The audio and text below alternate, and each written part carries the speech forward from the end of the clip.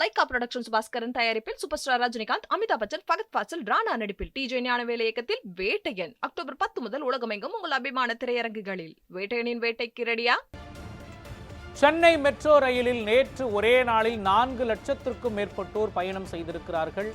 விரிவான விவரங்களை வழங்குவதற்காக நமது செய்தியாளர் சுகந்தகுமார் தெரிவித்திருக்கிறார். சுகந்தகுமார், இந்த தகவலை தெரிவித்தது யார்? இதன் முழு விவரத்தை நீங்க பதிவு பண்ணலாம்.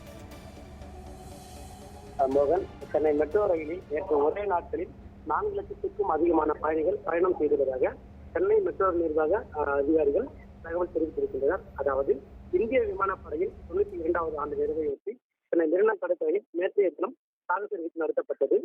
இந்திய விமானப்படையில் சாகச நிகழ்ச்சியை காண்பதற்காக சென்னை மற்றும் அதன் சுற்றுவட்டார பகுதியில் இருந்து 10 லட்சத்துக்கும் அதிகமானோர் சென்னை மெரினா கடற்கரையில் நேற்று கூடியிருந்த நிலையில் முக்கிய சாலைகள் உட்பட பொது போக்குவரத்துகளும் இயங்க முடியாமல் நேற்றைய தினம் சென்னை முழுவதும் ஸ்தம்பித்து இருந்தது.